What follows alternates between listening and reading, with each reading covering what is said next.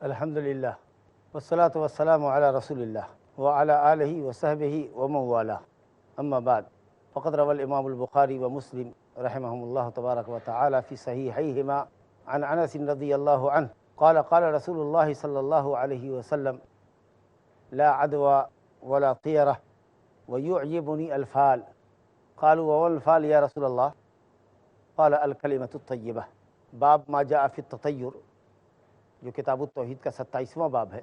اس میں 2 آیتیں اور ایک حدیث ابو ہریرہ رضی اللہ عنہ کی جو صحیحین کی ہے، وہ ہم اپنی 2 نشستوں میں آپ کے سامنے پڑھ چکے ہیں۔ یہ اس باب میں ہماری تیسری نشست ہے، باب ما جاء فی التطیر، بدشگونی بدفعلی کے باب میں یہ ہماری تیسری نشست ہے۔ اور اس وقت جس حدیث کا ہم کو دراسہ کرنا ہے، ان میں پہلی حدیث صحیحین کی ہے اور کتاب ہے ان میں یہ دوسرے نمبر کی حدیث ہے۔ انس بن مالک رضی اللہ عنہ کہتے ہیں کہ نبی صلی اللہ علیہ وسلم نے فرمایا لا عدوہ ولا طیرہ، عدوہ نہیں ہے اور طیرہ نہیں ہے۔ بیمار شخص سے منتقل ہو کر صحت مند شخص کے اندر بغیر اللہ کی مشیت کے، بغیر مرضی کے، بغیر اس کے حکم کے، بغیر اس کی تاثیر کے منتقل نہیں ہو سکتی۔ بیماری پٹتی ہے، پٹنے کے اسباب ہیں، لیکن اسباب محض صرف سبب کافی نہیں ہے جب تک کہ اللہ کی تاثیر اس میں نہ ہو، اللہ کی مرضی نہ ہو۔ ولا طیرہ، بدشگونی کوئی چیز نہیں، بدشگونی نام کی کوئی چیز اسلام میں نہیں، خواہ اس چیز کا تعلق دیکھنے سے ہو یا سننے سے ہو یا جاننے سے ہو، اس طرح کی کہیں کوئی بدشگونی اسلام میں نہیں۔ البتہ نبی صلی اللہ علیہ وسلم نے 2 چیزوں سے منع فرمایا، تو ایک تیسری چیز کا ذکر آپ نے فرمایا کہ وَيُعْجِبُنِي الْفَال، مجھے فال پسند ہے، مجھے فال پسند ہے۔ 2 ممنوع چیزوں کا ذکر کیا اور ایک جائز اور محبوب چیز کا ذکر کیا۔ ماشاءاللہ یہ شریعت کا مزاج ہے۔ قرآن مجید میں بھی آپ دیکھیں گے جہاں نیک لوگوں کا تذکرہ ہوتا ہے، وہاں تقریباً، اگر لازماً نہ کہیں تو تقریباً تمام جگہوں پر نہیں تو یقیناً بیشتر سے بیشتر مقامات پر نیک لوگوں کے ساتھ برے لوگوں کا تذکرہ ہوتا ہے۔ جہاں جنت کا ذکر ہے وہاں جہنم کا ذکر ہے۔ تو اللہ کے نبی نے یہاں بھی اس حدیث میں 2 چیز سے منع فرمایا، یا 2 چیز کے تاثیر کا انکار کیا کہ بیماری مؤثر نہیں ہوتی بذات خود، اور بدشگونی مؤثر نہیں ہوتی، اثر انداز نہیں ہوتی۔ یہ صرف وہم ہے، یہ صرف خیالی چیز ہے، یہ آپ کے نفس کا فطور ہے، عقل کا فطور ہے، نفس کا وہم ہے، اور شیطان نے یہ وہم ڈالا ہوا ہے تاکہ آپ کو ڈرائے، اتنا وہمی بنا دے کہ آپ ہر آواز سے چونکیں، پریشان ہو۔ یہ شیطان کی چال ہے، وہ لوگوں کو ڈراتا رہتا ہے۔ ایمان مضبوط ہوگا، اللہ پر بھروسہ ہوگا، انشاءاللہ وہ بھی ہٹ جائے گا، کہے گا اس آدمی پر داؤ نہیں چلتا ہمارا۔ یہ شیطانی مکاری ہے، اس لیے اس طرح کی چیزوں کو دماغ سے نکالیے۔ خیر کے اسباب اختیار کیجئے، شر کے اسباب سے بچیے، موہوم چیزوں کے پیچھے مت پڑیے جس کی کوئی حقیقت نہیں۔ اگر حقیقت ہے، آپ جانتے ہیں کہ پہاڑ سے کودنا جان لیوا ہو سکتا ہے، مت کودیے۔ آپ جانتے ہیں کہ سمندر میں چھلانگ لگانا آپ کی موت کا ذریعہ ہو سکتا ہے، مت کیجیے۔ آپ جانتے ہیں کہ یہ زہر ہے، اس کا پینا ہماری موت کا سبب بن سکتا ہے، آپ مت پیجیے۔ اور جو چیز خیر کے اسباب ہیں اس کو بلا تردد استعمال کیجیے، انشاءاللہ فائدہ مند ہوگا، اللہ پر یقین رکھیے۔ لیکن جس کی کوئی حقیقت نہیں، موہوم شے ہے، آپ اس کے پیچھے پڑے ہوئے، الو بیٹھ گیا، اب آپ پریشان ہیں کہ نہ جانے کس کی موت ہوگی۔ ہرگز کسی کی موت نہیں ہوگی، اور موت ہوگی تو اپنے وقت پہ ہوگی، اللہ نے اس کی موت اسی وقت لکھی ہوگی۔ الو کے بول دینے سے کیا ہوتا ہے؟ اور جس کے گھر پہ الو نہیں بولتا، کیا وہ نہیں مرتا؟ کل تک اچھا تھا، ابھی تک اچھا تھا، تھوڑی دیر کے بعد مر گیا، تو اس کے سر پہ کون الو بولا؟ لا الہ الا اللہ۔ لیکن آپ نے فرمایا وہ یعجبنی الفال، مجھے فال پسند ہے۔ صحابہ نے پوچھا یا رسول اللہ وما الفال؟ قالوا وما الفال یا رسول اللہ، فال کیا ہے؟ تو آپ نے فرمایا الکلمۃ الطیبہ، اچھی بات، اچھی بات، ماشاء اللہ، اچھی بات جس کو سن کے آدمی کی طبیعت خوش ہو، کام کی طرف رغبت بڑھے، شوق بڑھے۔ مثال کے طور پر آپ بیمار ہیں، بستر پر ہیں، کہیں سے کوئی آواز دور سے آئی، کسی نے کسی کو پکارا ہو، یا سالم، اے بچ جانے والے، آپ کے کان میں یہ بات کہا الحمدللہ، اللہ نے اچھا کلمہ سنایا، انشاءاللہ میں بچ جاؤں گا۔ کوئی چیز آپ گھر میں تلاش رہے ہیں، کھو گئی ہے، بہت پریشان ہے، انا للہ و انا الیہ راجعون پڑھ رہے ہیں، تلاش رہے ہیں، کوئی آواز کہیں سے آئی یا واجد، اے پانے والے، کوئی حرج نہیں کہ آپ کے دل میں خوشی آوے، انشراح صدر ہو، دل کھلے آپ کا کہ انشاءاللہ پا جائیں گے۔ یا نجی، اے کامیاب، یا راشد، اے اچھے بھلے نیک، ماشاءاللہ۔ کوئی سفر میں جا رہا ہے، یا راجے، جا کر پلٹ کے آنے والے۔ انسان کی طبیعت اور فطرت ہے کہ اچھی بات سننا پسند کرتا ہے۔ فلاح، کامیابی، اچھی اچھی بات سنتا ہے آدمی تو خوشی ہوتی ہے، لیکن بری چیز، شیطان کا نام لے رہا ہے، گدھے کا نام لے رہا ہے، کتے کا نام لے رہا ہے، جب دیکھو ایک دم گندی چیز، خراب چیز ہوتی ہے، انسان بائی نیچر اس طرح کے الفاظ کو پسند نہیں کرتا۔ تو آپ نے فرمایا یعجبنی الفال، ابو داؤد میں روایت ہے اور سند بھی حسن ہے کہ نبی صلی اللہ علیہ وسلم کسی کو بھیجتے کسی کام کے لیے، صدقہ وغیرہ وصولنے کے لیے، تو پوچھتے تمہارا نام کیا ہے؟ اگر نام اچھا بتاتا تو چہرے پر آپ کے خوشگوار لکیریں ابھرتی، خوشی کا اثر دیکھا جاتا چہرے پر۔ نام اگر خراب ہے تو ذرا سا چہرے پر انقباض آتا، یہ نیچر ہے انسان کا۔ جیسے بدبو اگر لگے، اوہ افسوس کیا بدبو آئی، اوہ توبہ، لیکن اگر خوشبو ماشاء اللہ، انسان کا نیچر ہے۔ تو آپ فرمائے یعجبنی الفال، اچھی بات پسند۔ بعض ایک روایت میں ہے، حضرت انس رضی اللہ عنہ سے روایت ہے، امام بخاری نے الادب المفرد میں ذکر کیا ہے، انشاءاللہ اس کی سند بھی حسن ہے۔ اونٹ دھونے کے لیے کہا کیا نام ہے تمہارا؟ کہا حرب، مرہ، کڑوا، جھگڑالو۔ کہا لہلو۔ تمہارا نام کیا ہے؟ کہا یعیش، زندہ رہے گا۔ کہا چلو تم دو۔ یہ اچھا کلمہ آپ کو پسند ہوتا تھا، ہر کسی کو اچھی بات پسند ہے۔ آپ نے فرمایا وہ یعجبنی الفال، مجھے اچھی بات پسند ہے، الکلمۃ الطیبہ، تو اچھی بات سننا چاہیے۔ اچھی بات سن کر کے اگر یہ پوچھا جائے کسی سے کہ اچھا کوئی چیز بری چیز دیکھی تو نحوست کیوں نہیں لیں گے، اور اچھا کلمہ سنا تو آپ نے فال کیوں لیا، اچھا فال؟ کہا دیکھو نحوست لینے میں اللہ پر بھروسہ کٹ جاتا ہے، اور آدمی ایک ایسی چیز کو منحوس سمجھتا ہے جس کی نحوست کا کوئی علم ہمارے پاس نہیں ہے، تو آپ اس شے کے ساتھ بھی زیادتی کر رہے ہیں جس کو آپ منحوس کہہ رہے ہیں، اور آپ کا دل کا تعلق اس پر لگ گیا تو اللہ سے آپ کا تعلق ٹوٹ گیا، اللہ سے امید کٹ گئی، آپ نے امید اس سے لگائی، یا گھبرانے لگے، خوف زدہ رہنے لگے۔ لیکن آدمی جب اچھا کلمہ سنتا ہے تو اللہ پر تو بھروسہ تھا ہی، اچھا کلمہ سنا تو اس کے اندر شوق اور بڑھا، نشاط اور بڑھا، رغبت بڑھی، سینہ اور کشادہ ہوا، کام کرنے میں جی آیا۔ لیکن اگر یہی چیز آگے بڑھ کر کے اب آپ کا اللہ کے اوپر بھروسہ ہٹ جائے، کٹ جائے، آپ نے سنا کہ ارے ہم کو کسی نے راشد کہہ دیا، نجی، کامیاب ہونے والا کہہ دیا، جی تو اب ہم تو کامیاب ہو ہی کے لوٹیں گے، اب اللہ پر بھروسہ کم ہو گیا، اس لفظ کے اوپر اتنا زیادہ بھروسہ آپ کا ہو گیا کہ آپ نے سوچا کہ بہت اچھا کلمہ اللہ نے سنا دیا، لہٰذا ہم تو ایک دم 100% پاس ہیں، کامیاب ہیں۔ تو پھر یہ وہی تیرا ہوگا جس طریقہ سے وہ آدمی جو نحوست پہ یقین رکھتا ہے، منحوس شے دیکھ کر کے اپنے حساب سے، کوئی چیز منحوس نہیں، اپنے حساب سے کسی چیز کو منحوس سمجھتا ہے دیکھ کر کے، اسی طریقہ سے وہ شخص جس نے کوئی اچھا کلمہ سنا اب وہ بھاگ رہا ہے اس کے پیچھے، یار میں نے اچھا کلمہ سنا اب تم کامیاب ہے، اللہ پر توکل کمزور پڑ گیا، وہ بھی تیرا میں داخل ہو جائے گا۔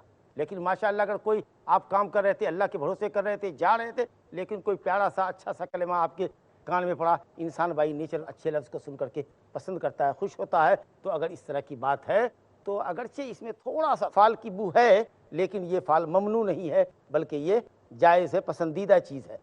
لیکن اگر اسی اچھے کلمے پر ہی آپ اترانے لگے اور خوش ہو گئے اور اللہ پر توکل اگر آپ کا کمزور ہو گیا، جیسا کہ میں نے ابھی عرض کیا، تو یہ تیرا منہیان ہو جس سے منع کیا گیا ہے، اس نحوست کے اندر شاید اس بدشگونی کے اندر یہ بھی داخل ہو جائے۔ لیکن اگر اچھا کلمہ پڑھ کے خوش ہوئے تو انشاءاللہ تعالیٰ اس میں کوئی حرج نہیں ہے۔ یہ حضرت انس بن مالک رضی اللہ عنہ کی اس حدیث کا خلاصہ تھا جو آپ کے سامنے یہاں پڑھی۔ اسی باب میں امام ابو داؤد رحمۃ اللہ علیہ کے حوالے سے اور اس کی سند کو عقبہ بن عامر سے روایت ذکر کیا ہے، لیکن یہ عروہ بن عامر ہے اصل میں، ابو داؤد میں دیکھیے تو عروہ بن عامر ہے، یہ کئی اور لوگوں سے وہم ہوا ہے، اس کی حدیث کو عقبہ بن عامر لکھا ہوا ہے، حالانکہ یہ حدیث عروہ بن عامر سے، اور سند میں تھوڑا اہل علم نے کلام کیا، اگرچہ امام محمد بن وہاب صاحب کتاب رحمۃ اللہ علیہ نے اس کی سند کو صحیح کہا، بسند صحیح، روا ابو داؤد عن عقبہ بن عامر بسند صحیح، اور علامہ نووی نے بھی اس کو صحیح کہا، لیکن بعض اہل علم نے سند میں کلام کیا ہے۔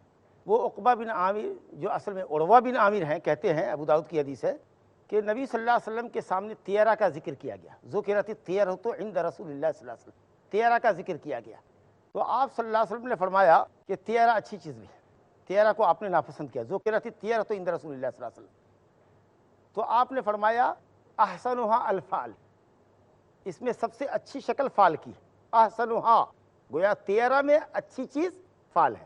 تو کوئی یہ کہہ سکتا ہے کہ فال بھی تو تیرہ ہوا، بدشگونی ہوئی؟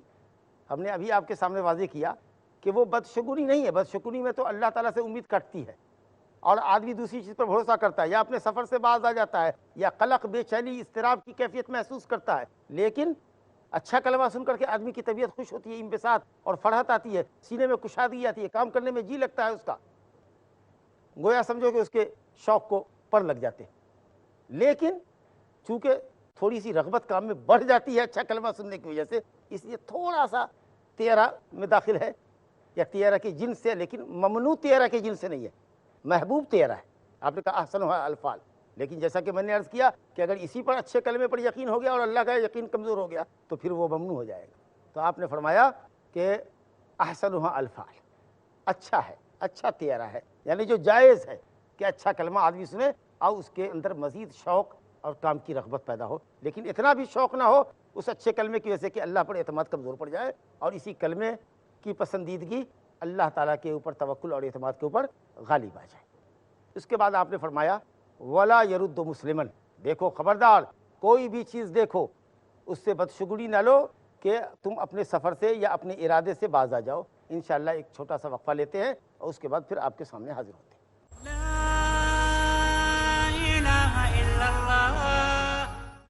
السلام علیکم ورحمۃ اللہ۔ آپ حضرات کا شکریہ، آپ انتہائی انہماک سے بیان سن رہے ہیں، درس میں حاضر ہیں۔ وقفے کے بعد آپ کا استقبال ہے۔ میں آپ سے عروہ بن عامر رضی اللہ عنہ کی حدیث آپ کے ساتھ پڑھ رہا تھا کہ جس میں نبی صلی اللہ علیہ وسلم نے فرمایا کہ تیرہ کی سب سے اچھی شکل جو جائز ہے، مباح ہے، اچھی شکل ہے، وہ ہے الفال، اچھا کلمہ۔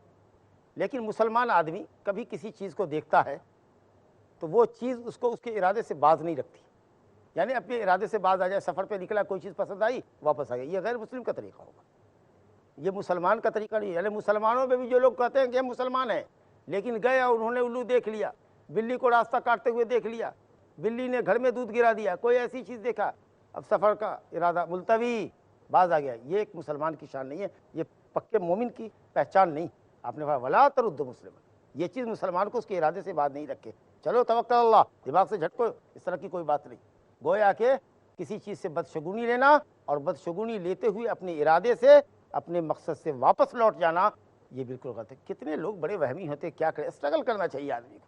کچھ لوگ ہوتے کوئی کام شروع کیا اور پہلے ہی کوئی بوجھ اٹھایا، جو کوئی کام کیا یا سیڑھی چڑھے پھسل کے گر گئے، کہا نہیں بیکار ہو گیا، نہیں چڑھتے، کام نہیں کرتے، وہیں سے انہوں نے اپنا ارادہ بدل دیا، ارے بار بار گرو، بار بار سب لوگ انشاءاللہ، کیوں بدشگونی لیتے ہو گرنے سے؟ آدمی جو گرتا ہے وہی میدان میں شہ سوار بنتا ہے، جو گرتا ہے، جو گھوڑے کی پیٹھ پر نہیں چڑھتا، بار بار چڑھتا ہے، بار بار چڑھتا ہے، یہاں تک کہ اتنا بڑا شہ سوار بن جاتا ہے، گھڑ سوار بن جاتا ہے کہ دوڑتے ہوئے گھوڑے پر چھلانگ لگا دیتا ہے۔ لیکن پہلی مرتبہ چڑھے، گر گئے تو ہار مان لی اور کہا بدشگونی ہو گئی، پھسل گئے، بالکل بیکار کی بات ہے۔ اہل علم نے ذکر کیا ہے کہ نحو کا، عربی زبان کا جو گرامر ہوتا ہے، نحو، علم نحو، اس کا ایک بڑا امام گزرا ہے کسائی، کوفہ کا بہت بڑا امام تھا علم نحو میں، تو کئی مرتبہ اس علم کو سیکھا، عربی زبان کے قواعد کو، لیکن وہ کامیاب نہیں ہو سکا۔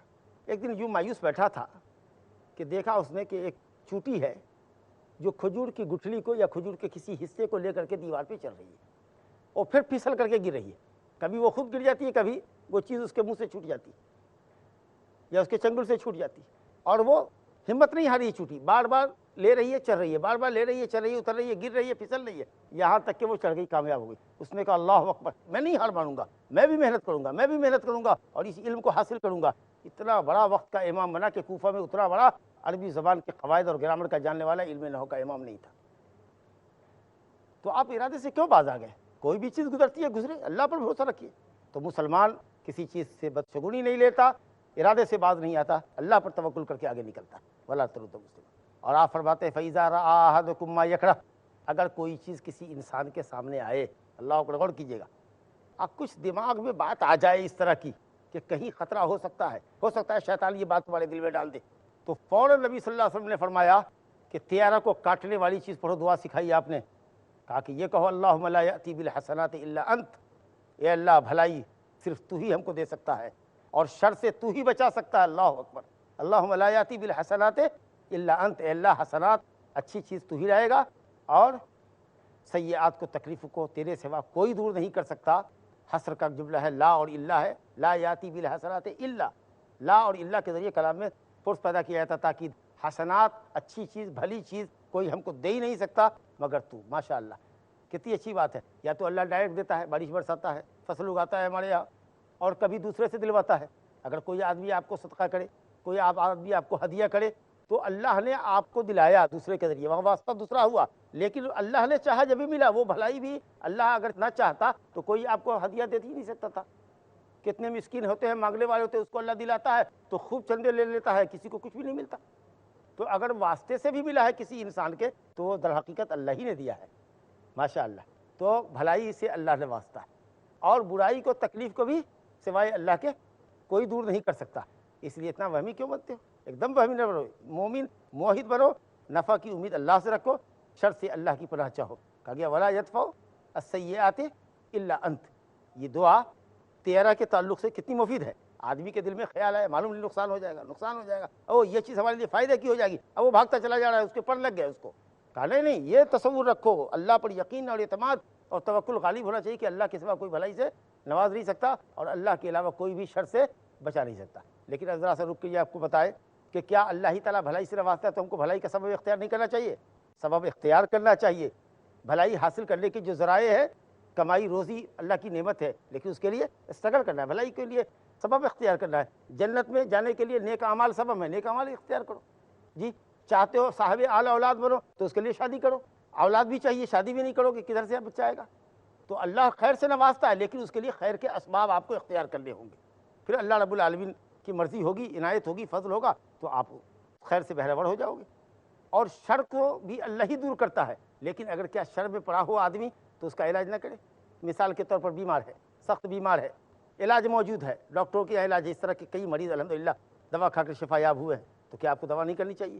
ایک آدمی ڈوب رہا ہے اور آپ دیکھ رہے ہیں کہ آپ اس کو بچانے پر قادر ہیں، انشاءاللہ آپ جمپ کریں گے اور آپ جا کر کے اس کو نکالنے میں انشاءاللہ اس کی مدد کریں گے، تو کیا اس کو ڈوبنے دینا چاہیے؟ شر میں پڑا ہوا ہے، مصیبت میں پڑا ہوا ہے، ایک آدمی ملبے میں دبا ہوا ہے، کیا اس کو نہیں نکالنا چاہیے؟ اسباب شر سے بچنے اور بچانے کی تدبیر اختیار نہیں کرنی چاہیے؟ تو ہرگز ایسا مطلب میں سمجھے گا کہ شر اللہ ہی دور کرے گا تو ہم کہیں کو دور کرے؟ اللہ چاہے گا تو آدمی باہر آ جائے گا سمندر سے، ایک موج آئے گی اس کو کنارے لگا دے گی، ہم کیوں اس کو بچانے جائے؟ تو ایسا بھی نہیں کرنے کا، اور اللہ ہی خیر سے نوازتا ہے تو ہم خیر کو حاصل کرنے کا سبب اختیار نہ کریں، یہ بات بھی بہت غلط ہو۔ تو کہا گیا کہ خیر اللہ ہی دیتا ہے اور شر کو اللہ ہی دور کرتا ہے، لیکن آپ کو اسباب خیر اختیار کرنا ہے، اسباب شر سے بچنا ہے۔ اور تیسرا جملہ بھی بڑا خوبصورت ہے، جو انتہائی درجے میں بندہ اللہ رب العالمین کے سامنے اپنی عاجزی ظاہر کرا، سرنڈر کر رہا ہے رب العالمین کے سامنے۔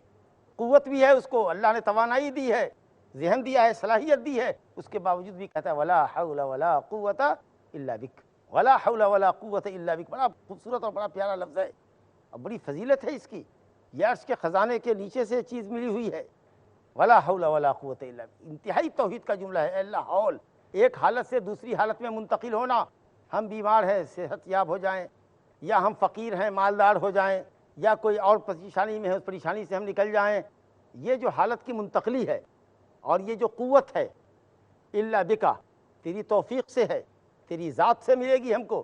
ہمارے اندر کوئی ایسی طاقت نہیں ہے کہ ہم کسی شر سے بچ سکیں یا کسی خیر کو حاصل کریں جب تک کہ تیری توفیق نہ ہو، تیری آسانی نہ ہو، تیری راحت نہ ہو۔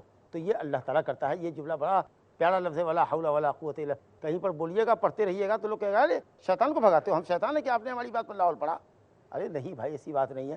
ٹھیک ہے، کچھ لوگ ایسے کانٹیکسٹ میں جملے کو مت استعمال کیجیے جس سے لگے کہ آپ اس کے جملے پر اعتراض کر رہے ہیں، کنڈم کر رہے ہیں۔ ویسے اگر آپ لا حول ولا قوت کا معنی سمجھ گئے کہ کسی حالت میں ایک حالت سے دوسری حالت میں ہم منتقل نہیں ہو سکتے، اور ہم کو کوئی قوت نہیں ہے جب تک کہ اللہ کی قوت نہ ہو، اللہ کی توفیق نہ ہو، اللہ ہی ہماری حالتوں کو بدلے گا، اللہ ہی ہم کو قوت دے گا، جب تک یہ چیز آپ کے سامنے نہیں ہوتی ہے اس وقت تک آپ کے اندر ایمان اور توحید مکمل نہیں ہے۔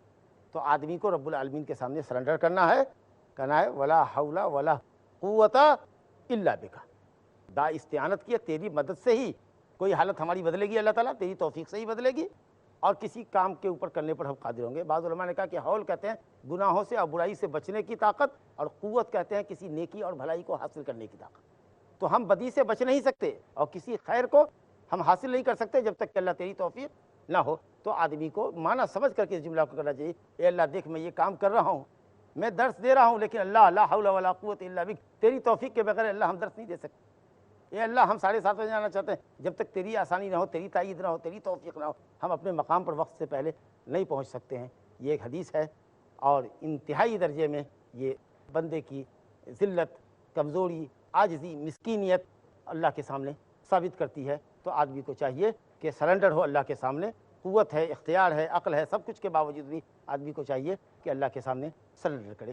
انشاءاللہ تعالیٰ اس موضوع پر 1-2 حدیث اور بھی اس باب میں باقی ہے، وہ ہم لیں گے، لیکن اگر آپ میں سے کسی کے پاس بھی اگر سوال ہو تو ہم انشاءاللہ تعالیٰ جو وقت بچا ہوا ہے ہم سوال لیں گے۔ السلام علیکم۔ وعلیکم السلام ورحمۃ اللہ۔ بعض لوگ جب صبح اٹھتے ہیں تو کسی دوسرے کا چہرہ دیکھتے، آنکھیں بند ہوتی ہے اور دوسرے کے کمرے میں جاتے اور اس کا چہرہ دیکھتے اور کہتے یہ چہرہ ہمارے لیے لکی ہے، اور اگر ہم دوسروں کا چہرہ دیکھیں تو ہمارا دن منور جاتا ہے، تو یہ کہاں تک صحیح ہے؟ یہ بدعقیدگی ہے، یہ بدعقیدگی ہے، اور کم سے کم یہ درجے میں شرک اصغر ہے کہ آپ اس کی وجہ سے کہتے ہیں کہ ہمارا دن لکی ہے یا ہمارا دن ان لکی ہے۔ اگر یہ تصور ہے، یہ نظریہ آپ کا ہے، یا فلاں آدمی کو دیکھنا ہمارے لیے باعث خیر ہے اور فلاں آدمی کو دیکھنا ہمارے لیے باعث شر ہے، اگر سبب خیر اور سبب شر اگر اس کو گردانتے ہیں حالانکہ اس کے لیے کوئی شریعت میں حکم نہیں ہے، تو یہ چیز انتہائی غلط ہے اور شرک اصغر ہے۔ اور اگر آپ یہ سمجھتے ہیں کہ اس کو دیکھ لیا تو یہی ہم کو خیر سے نواز دے گا اور اس کو دیکھ لیا تو یہ ہم کو شر پہنچا کے ہی رہے گا، تو یہ شرک اکبر ہو جائے گا۔ جی سلام شیخ، وعلیکم السلام۔ جو بھی کرتا ہے اللہ کرتا ہے، جو غلط کام میں کرتا ہوں وہ بھی ساتھ اللہ دیتے ہیں، ایسا کچھ؟ یہ نظریہ جو کہ آدمی غلط کرتا ہے تو کیا یہ اللہ ہی کی توفیق سے ہوتا ہے یا اس میں اس کا کیا قصور ہے، یہ انتہائی گمراہ فرقہ ہے جو اپنے آپ کو مسلمان کہتا ہے، مرجیہ فرقہ۔ وہ کہتا ہے کہ انسان انتہائی مجبور ہے، مجبور محض ہے، اس کو اللہ تعالیٰ نے ارادہ اور اختیار والا نہیں پیدا کیا۔ وہ پتے کے مانند ہے، درخت کے پتے کے، ہوا چلے گی تو وہ ہلے گا، نہیں چلے گی تو وہ ہلے گا نہیں۔ لہٰذا اگر کوئی بھی گناہ کرتا ہے تو اس پر اس کا کوئی مواخذہ نہیں ہے، کتنا ہی بڑا پاپی کیوں نہ ہو، گنہگار کیوں نہ ہو، وہ جنت میں جائے گا اگر ایمان اس کے دل میں ہے اللہ کی وحدانیت۔ لیکن انتہائی کنڈم یہ قول ہے، اور اس کی وجہ سے برائی کرنے والوں کا حوصلہ ملتا ہے۔ آپ ایک معمولی سا کوئی کام کرتے ہیں، آپ سوچتے ہیں اچھا ہے، برا ہے، کیا ہے، نہیں ہے، ماشاء اللہ اللہ نے آپ کو عقل دیا ہے، دل دیا ہے، دماغ دیا ہے، ارادہ اور اختیار دیا ہے۔ ہاں، آپ کا ارادہ اور اختیار مستقل نہیں ہے جب تک کہ اللہ کی مرضی بھی اس کے ساتھ شامل نہ ہو۔ وما تشاؤون الا ان یشاء اللہ، تم جو چاہو گے جب تک اللہ نہ چاہے اس وقت تک وہ چاہت مکمل نہیں ہوگی۔ تو انسان کو اللہ نے ارادہ اور اختیار والی مخلوق پیدا کیا، لیکن مستقل ارادہ اور اختیار نہیں کہ جو چاہے کر گزرے جب تک کہ اللہ کی مرضی نہ ہو۔ تو انسان کو اللہ نے عقل دی ہے، اگر وہ گناہ کرتا، اگر اس کو نہیں پتہ ہے کہ یہ گناہ ہے تب تو مواخذہ نہیں ہوگا، لیکن اگر پتہ ہے کہ شریعت نے منع کیا اس کے بعد بھی کرتا ہے، کہتا ہے کہ جو کرتا ہے وہ اللہ کرتا ہے، میں کیا کرتا ہوں، وہ نہیں دیتا تو ایسا کرتا۔ تو ہم کہیں کہ اگر بندوق بنایا کسی نے، فیکٹری نے، گولی بنائی فیکٹری نے، اور اس کے بعد آپ کو دے دیا جائے بندوق سے کسی بے قصور کو آپ مار دیجئے کہ یہ ہمارا کیا قصور ہے، پکڑو اس کو جس نے بندوق بنائی ہے، تو یہ چیز بالکل غلط ہوگی۔ انسان اپنے گناہوں پر پکڑا جائے گا اگر عقل دماغ ہے اس کے پاس اور علم ہے، اور اس کے بعد بھی کرتا ہے تو وہ اپنے گناہوں پر اللہ تعالیٰ کے یہاں سزا پائے گا، جیسے نیکیوں پر ثواب پاتا ہے ویسے ہی گناہوں پر سزا پائے گا۔ وباللہ تعالیٰ توفیق، وصلی اللہ علی نبینا محمد وآلہ وصحبہ اجمعین۔ اللہ اللہ یا ربی یا اللہ، اللہ یا ربی یا اللہ، لا